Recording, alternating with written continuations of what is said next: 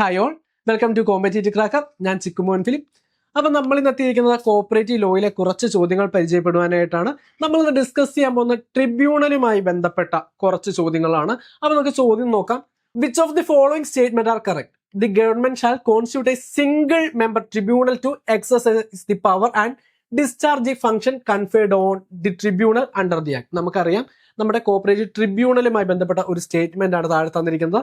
ട്രിബ്യൂണലിന്റെ qualifications ആണ് താഴെ statement ആയിട്ട് തന്നിരിക്കുന്നത്. നമ്മൾ ഒരു കാര്യം നമ്മൾ ഓർക്കുക, സിംഗിൾ മെമ്പർ ട്രിബ്യൂണൽ ആണ്. നമുക്കറിയാം, പ്രീവിയസ് നമുക്ക് ചോദിച്ചിട്ടുണ്ട് ട്രിബ്യൂണൽ എത്ര പേരുണ്ടെന്നൊക്കെ ചോദിക്കാറുണ്ട്. എന്താണ്? സിംഗിൾ മെമ്പർ ട്രിബ്യൂണൽ ആണ്. അപ്പം ഒന്നാമത്തെ സ്റ്റേറ്റ്മെന്റ് പറഞ്ഞു, he has been holding the post of a district judge in the state. രണ്ടാമത്തെ statement, he has been holding the post of registrar of cooperative society. മൂന്നാമത്, he has been holding the post of director of cooperative society. ഈ ഒരു question ഇതാണ് നമുക്ക് തന്നിരിക്കുന്ന statement. എന്നൊക്കെ options നോക്കാം. All of these, option B only one, option C only 1 and 2, option D none of the above. നമുക്ക് ഈ ഒരു ക്വസ്റ്റ്യൻ കാണുമ്പോൾ തന്നെ നമ്മുടെ ആൻസർ അറിയാം അല്ലെ? ഏതാണ് ആൻസർ ആയിട്ട് വരിക? ഓൺലി 1 ആയിരിക്കും. He has been holding the post of district judge in the state. സംസ്ഥാനത്തെ ഒരു ജില്ലാ കോടതിയിൽ ജഡ്ജ് ആയിരുന്ന ഒരാളായിരിക്കും നമ്മുടെ ട്രിബ്യൂണൽ ആയിട്ട് വരിക അല്ലെ? അപ്പൊ നമ്മുടെ ഓപ്ഷൻ ശരി ഉത്തരം ഏതാണ്? ഓപ്ഷൻ ബി ഓൺലി 1 ആയിരിക്കും. ഓപ്ഷൻ ബി ഓൺലി 1 ആയിരിക്കും നമ്മുടെ ആൻസർ ആയിട്ട് വരിക. നമുക്ക് അടുത്ത ചോദ്യം നോക്കാം. Section 87 of the Kerala cooperative societies act 1969 deals with. 1969 KCS ആക്ടിന്റെ സെക്ഷൻ 87 എന്തുമായി ബന്ധപ്പെട്ടിരിക്കുന്നു എന്നാണ് ചോദ്യം. നമുക്ക് ഓപ്ഷൻസ് നോക്കാം. Appeal to tribunal, option B revision by tribunal, option C review of order by tribunal, option D powers of revision of registrar and government. നമുക്ക് ഈ തന്നിരിക്കുന്ന എല്ലാ ഓപ്ഷൻസും പ്രീവിയസ് നമുക്ക് വന്നിട്ടുള്ളതാണ്. അതിന്റെ സെക്ഷൻസ് ഏതൊക്കെയാണ് എന്ന് ചോദിച്ചാൽ നമുക്ക് പ്രീവിയസ് വന്നിട്ടുണ്ട്. അപ്പം നമ്മുടെ 87ാമത്തെ സെക്ഷൻ്റെ അകത്ത് എന്താണ് പറയുന്നത്? നമുക്ക് ആൻസർ നോക്കാം. ഏതാണ്? Power of revision of registrar and government ആണ് സെക്ഷൻ 87 പറയുന്നത്. എന്താണ്? Powers of revision of registrar and government ആണ് നമ്മുടെ സെക്ഷൻ 87 പറയുന്നത്. അപ്പൊ 82ലാണ് എന്ത് പറയുന്നത്? അപ്പീൽ ടു ട്രിബ്യൂണൽ പറയുന്നത് സെക്ഷൻ 82ലാണ്. അടുത്ത റിവിഷൻ ബൈ ട്രിബ്യൂണൽ എവിടെയാണ്? 84 റിവ്യൂ ഓഫ് ട്രിബ്യൂണൽ അല്ലെങ്കിൽ review order by tribunal section 85. ഈ കൂട്ടത്തിൽ നമ്മൾ ഒരു കാര്യം കൂടി ഓർത്തിരിക്കേണ്ട ഒരു കാര്യം കൂടിയുണ്ട്. സെക്ഷൻ 86 എന്താണ് പറയുന്നത്? ഇൻട്രോലൊക്കേറ്ററി ഓർഡർ അല്ലെ? ഇൻട്രോലൊക്കേറ്ററി ഓർഡറിനെ കുറിച്ചാണ് സെക്ഷൻ 86 പറയുന്നത്. അപ്പം ഇത്രയും ഭാഗങ്ങൾ അല്ലെങ്കിൽ ഇത്രയും സെക്ഷൻസ് എന്ത് ചെയ്യുക, നിങ്ങളൊന്ന് ഓർത്ത് വെക്കേണ്ടതാണ്. CACB ഒരുപാട് വട്ടം പ്രീവിയസ് നമുക്ക് ചോദിച്ചിട്ടുള്ള കുറച്ച് ചോദ്യങ്ങളാണ്. നമുക്ക് അടുത്ത ചോദ്യത്തിലേക്ക് പോകാം. Which of the following is true about tribunal? ട്രിബ്യൂണലുമായി ബന്ധപ്പെട്ട് താഴെ തന്നിരിക്കുന്നതിൽ ഏതൊക്കെ സ്റ്റേറ്റ്മെന്റ് ആണ് ശരി? ഒന്നാമത്തെ statement, tribunal is defined in section 81. Section 81ലാണ് ട്രിബ്യൂണലിനെ ഡിഫൈൻ ചെയ്തിരിക്കുന്നതെന്ന് പറയുന്നു. രണ്ടാമത്തെ statement, the salary of the members of the tribunal shall be decided by the registrar. അതായത് ട്രിബ്യൂണലിലെ മെമ്പേഴ്സിന്റെ സാലറി നിശ്ചയിക്കുന്നത് ആരാണ്? രജിസ്ട്രാർ ആണെന്ന് പറയുന്നു രണ്ടാമത്തെ സ്റ്റേറ്റ്മെന്റിൽ. നമുക്ക് മൂന്നാമത്തെ സ്റ്റേറ്റ്മെന്റ് നോക്കാം. The staff of the tribunal may be fixed by government. അതായത് ട്രിബ്യൂണലിലെ സ്റ്റാഫിനെ ഫിക്സ് ചെയ്യുന്നത് ആരാണ്? ഗവൺമെന്റ് ആണ് എന്ന് പറയുന്നു. അപ്പം നമുക്ക് ഓപ്ഷൻസ് നോക്കാം. Option A 1 and 2, option B 2 only, option C 1 and 3, option D 3 only. നമ്മുടെ ആൻസർ ഏതാണ്? 3 only ആണ് അല്ലെ? നമ്മുടെ ആൻസർ 3 only ആണ്. എന്തുകൊണ്ടാണ് 3 only വരാൻ കാരണം? നമുക്കറിയാം, സെക്ഷൻ 81 എന്താണ്? ട്രിബ്യൂണൽ ആണ്. പക്ഷെ ട്രിബ്യൂണലിനെ ഡിഫൈൻ ചെയ്യുന്നത് എവിടെയാണ്? KCS ആക്ട് സെക്ഷൻ 2 അല്ലെ ഡെഫിനിഷൻസ് വരുന്നത്. സെക്ഷൻ 2 നമ്മൾ ഡെഫിനിഷൻസ് വരുന്നത്. അതിൽ തന്നെ ട്രിബ്യൂണൽ ഡിഫൈൻ ചെയ്യുന്നത് എവിടെയാണ്? 2T T ഫോർ ട്രിബ്യൂണൽ അല്ലേ? അപ്പം അതുകൊണ്ടാണ് ഒന്നാമത്തെ സ്റ്റേറ്റ്മെന്റ് തെറ്റിയിരിക്കുന്നത്.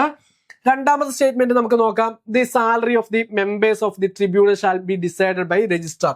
അപ്പൊ ആ ഒരു സ്റ്റേറ്റ്മെന്റും തെറ്റാണ്. അപ്പൊ നമ്മുടെ ശരി ഉത്തരമായിട്ട് വരുന്നത് the staff of the tribunal may be fixed by government. അതായത് ട്രിബ്യൂണലിലെ സ്റ്റാഫിനെ ഫിക്സ് ചെയ്യുന്നത് ആരാണ്? ഗവൺമെന്റ് ആണെന്ന് പറയുന്നു. അപ്പം ഈ ഒരു മൂന്നാമത്തെ സ്റ്റേറ്റ്മെന്റ് മാത്രമാണ് ശരിയായിട്ടുള്ളത്. നമുക്ക് അടുത്ത ചോദ്യത്തിലേക്ക് പോകാം. What are the main sources of fund of Kerala state cooperative union? നമ്മുടെ കോപ്പറേറ്റീവ് യൂണിയന്റെ മെയിൻ സോഴ്സസ് ഓഫ് ഫണ്ട് ഏതൊക്കെയാണെന്നാണ് ചോദ്യം. നമുക്ക് ഓപ്ഷൻ നോക്കാം. അഫിലിയേഷൻ ഫീസ്, രണ്ടാമത്തത് കോപ്പറേറ്റീവ് എഡ്യൂക്കേഷൻ ഫണ്ട്, മൂന്നാമത്തെ grant from the state government, നാലാമത്തെ ഇഷ്യൂ ഓഫ് ഡിബഞ്ചേഴ്സ്. ചോദ്യം എന്താണ്? Main sources of Kerala state cooperative union, നമ്മുടെ SCU അല്ലെ, സ്റ്റേറ്റ് കോപ്പറേറ്റീവ് യൂണിയന്റെ മെയിൻ സോഴ്സസ് ഓഫ് ഫണ്ട് ഏതൊക്കെയാണ്? നമുക്ക് ഓപ്ഷൻസ് നോക്കാം. Only 1 and 2, option B only 2 and 4, option C only 1, 2 and 3, option D only 1 and 3 അല്ലെ. ഏതൊക്കെയാണ് ഇതിൻ്റെ അകത്ത് സ്റ്റേറ്റ് കോപ്പറേറ്റീവ് യൂണിയന്റെ ഫണ്ടായിട്ട് വരാൻ ചാൻസ് ഉള്ളത്? Affiliation fees. സ്റ്റേറ്റ് കോപ്പറേറ്റീവ് യൂണിയനിലോട്ട് അഫിലിയേറ്റ് ചെയ്യുമ്പോൾ ഒരു ഫീസ് കിട്ടും. ആ അഫിലിയേഷൻ ഫീസ് എന്താണ്? നമ്മുടെ കേരള സ്റ്റേറ്റ് കോപ്പറേറ്റീവ് യൂണിയന്റെ ഒരു മെയിൻ സോഴ്സ് ഓഫ് ഫണ്ടാണ്. രണ്ടാമത് ഇതെന്താണ്? കോപ്പറേറ്റീവ് എഡ്യൂക്കേഷൻ ഫണ്ട് എന്ന് പറയുന്നത് എന്താണ്? സ്റ്റേറ്റ് കോപ്പറേറ്റീവ് യൂണിയന്റെ ഒരു ഫണ്ടാണ്. അടുത്ത grant from the government. Grant from the government എന്ന് പറയുന്നത് എന്താണ്? നമ്മുടെ സ്റ്റേറ്റ് കോപ്പറേറ്റീവ് യൂണിയന്റെ ഒരു മെയിൻ സോഴ്സ് ഓഫ് ഫണ്ട് തന്നെയാണ്, അല്ലെങ്കിൽ സ്റ്റേറ്റ് കോപ്പറേറ്റീവ് യൂണിയന്റെ ഒരു ഫണ്ടാണ്. എന്നാൽ issue of debentures, issue of debenture എന്ന് പറയുന്നത് എന്തല്ല? ഇഷ്യൂ ഓഫ് ഡിബഞ്ചർ എന്ന് പറയുന്നത് നമ്മുടെ സ്റ്റേറ്റ് കോപ്പറേറ്റീവ് യൂണിയന്റെ ഒരു മേജർ സോഴ്സ് ഓഫ് ഫണ്ട് അല്ല. അപ്പൊ നമ്മുടെ ആൻസർ ആയിട്ട് വരുന്നത് ഏതാണ്? Only 1, 2 and 3. നാലാമത്തത് നമ്മുടെ എന്തല്ല? കേരള സ്റ്റേറ്റ് കോപ്പറേറ്റീവ് യൂണിയന്റെ മേജർ സോഴ്സ് ഓഫ് ഫണ്ട് അല്ല. അപ്പൊ നമുക്ക് എക്സാമിന് നമ്മളൊരു സിലബസ് വന്നിട്ടുണ്ട്. അപ്പൊ ആ ഒരു സിലബസ് മനസ്സിലാക്കിയാണ് നമ്മൾ ഇനി പഠിക്കേണ്ടത്. നമുക്ക് A to Z പഠിക്കുന്നത് അത്യാവശ്യം വൈഡ് ആയിട്ടുള്ള സിലബസ് ആണ് വന്നിരിക്കുന്നത്. അപ്പം തുടക്കക്കാർക്ക് പോലും നമുക്ക് കറക്റ്റായിട്ട് ഓരോ ഭാഗങ്ങളും മനസ്സിലാക്കി പഠിച്ചു പോയി കഴിഞ്ഞാൽ വരുന്ന എക്സാം നമുക്ക് മാക്സിമം മാർക്ക് നേടി റാങ്ക് ലിസ്റ്റിൽ ഉൾപ്പെട്ട് ജോലി ഉറപ്പാക്കുവാനായിട്ട് പറ്റും. അപ്പൊ അതിന് വേണ്ടിയിട്ട് നമ്മൾ പുതിയൊരു ബാച്ച് സ്റ്റാർട്ട് ചെയ്തിരിക്കുകയാണ്, നമ്മുടെ ബാച്ച് ബിഗിനേഴ്സ് ബാച്ച്. അപ്പൊ അഡ്മിഷൻ എടുക്കാൻ താല്പര്യമുള്ളവർ എന്ത് ചെയ്യുക? ഈ നമ്പറിലാണ് കോൺടാക്ട് ചെയ്യേണ്ടത്. നമുക്ക് എന്തൊക്കെയുണ്ട്? ലൈവ് ക്ലാസ്സുകളുണ്ട്, റെക്കോർഡർ ക്ലാസ് ഉണ്ട്, അതുപോലെ തന്നെ model exams, daily exams, weekly exams ഒക്കെ ഉൾപ്പെടുന്നതായിരിക്കും നമ്മുടെ ഈ ഒരു ബാച്ച് എന്ന് പറയുന്നത്. അപ്പൊ നിങ്ങൾക്ക് വേണ്ട PDF നോട്ടുകൾ, സ്റ്റഡി മെറ്റീരിയൽ നമ്മൾ PDF അവൈലബിൾ ആണ്. അത് നിങ്ങൾക്ക് എന്ത് ചെയ്യാം? പ്രിന്റ് എടുത്ത് വേണമെങ്കിൽ നിങ്ങൾക്ക് പഠിക്കുവാനായിട്ട് പറ്റും. ഇപ്പം നിങ്ങളുടെ കൺവീനിയൻസ് അനുസരിച്ച് നിങ്ങൾക്ക് എന്ത് ചെയ്യാം? പഠിക്കുവാനായിട്ട് പറ്റും. അപ്പം അഡ്മിഷൻ എടുക്കാൻ താല്പര്യമുള്ളവർ ഈ ഒരു നമ്പറിൽ കോൺടാക്ട് ചെയ്യുക.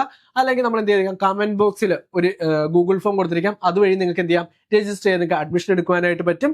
അപ്പം ഇപ്പം അഡ്മിഷൻ എടുക്കുന്ന ആളുകൾക്ക് ഒരു ഓഫർ ഉണ്ട്. നമുക്ക് 25% ഡിസ്കൗണ്ട്, 25% ഡിസ്കൗണ്ട് ഉണ്ട് ഈ ഒരു സമയത്ത് നിങ്ങൾ അഡ്മിഷൻ എടുക്കുന്നവർക്ക്. അപ്പോൾ ഒട്ടും സമയം കളയാതെ എന്ത് ചെയ്യുക? നിങ്ങൾ വേഗം അഡ്മിഷൻ എടുത്തോളൂ. അഡ്മിഷൻ എടുക്കേണ്ട നമ്പർ നമ്മളിവിടെ ബോർഡിൽ കൊടുത്തിട്ടുണ്ട്, അതുപോലെ കമന്റ് ബോക്സിലും കൊടുത്തിട്ടുണ്ട്. നമുക്ക് അടുത്ത ചോദ്യം നോക്കാം. ഒരു മാച്ച് ദ ഫോളോവിംഗ് ആണ്. നമുക്ക് നമ്മുടെ ഫോമുകൾ തന്നിട്ടുണ്ട്, ഫോം നമ്പറുകൾ തന്നിട്ടുണ്ട്. അപ്പൊ ഇത് കറക്റ്റ് ആയിട്ടൊന്ന് മാച്ച് ചെയ്യേണ്ടതാണ്. അപ്പൊ നമുക്ക് നോക്കാം. Notice of preliminary hearing, application for review, application for revision, application for restoration, application for interlocutory order. അതുമായി ബന്ധപ്പെട്ട് നമുക്ക് കറസ്പോണ്ടിങ് ഓപ്ഷൻസ് ആയിട്ട് ഓപ്ഷൻ എയിൽ 23 ഉണ്ട്, ഓപ്ഷൻ ബി 24 ഉണ്ട്, ഓപ്ഷൻ സി 18 ഉണ്ട്, ഓപ്ഷൻ ഡി 22 ഉണ്ട്, ഓപ്ഷൻ ഇ 28 ഉണ്ട്. ഇത് ഫോം നമ്പറുകളാണ്. അപ്പൊ നമുക്ക് ഓപ്ഷനുകൾ നോക്കാം. Option ABCD. അപ്പൊ ഇതിന്റെ കറക്റ്റ് ആയിട്ടുള്ള ഒരു ആൻസർ നിങ്ങൾ എന്ത് ചെയ്യുക? കമന്റ് ബോക്സിൽ ഇടുക. അപ്പം ഇതുപോലുള്ള കൂടുതൽ വീഡിയോസിന് നമ്മുടെ ഈ ചാനൽ ഒന്ന് സബ്സ്ക്രൈബ് ചെയ്തേക്കുക. അപ്പം നമ്മുടെ ഫ്രീ ഗ്രൂപ്പിന്റെ ലിങ്ക് കൂടി നമ്മൾ എന്ത് ചെയ്യുക? നമ്മുടെ കമന്റ് ബോക്സിൽ കൊടുക്കാം. അപ്പം നിങ്ങൾ അതുവഴി നിങ്ങൾക്ക് എന്ത് ചെയ്യാം? നമ്മുടെ ഫ്രീ ഗ്രൂപ്പുകളിൽ ജോയിൻ ചെയ്യാൻ പറ്റും. അവിടെ നമ്മൾ ചെറിയ ചെറിയ സ്റ്റഡി നോട്ടുകളൊക്കെ ഷെയർ ചെയ്യുന്നതായിരിക്കും. അപ്പം നമുക്ക് വരുന്ന എക്സാമിന് നന്നായിട്ട് പ്രിപ്പയർ ചെയ്ത് നമുക്ക് റാങ്ക് ലിസ്റ്റ് എത്തുവാനായിട്ട് പറ്റും. അപ്പം നമുക്ക് മറ്റൊരു വീഡിയോ കാണാം. താങ്ക്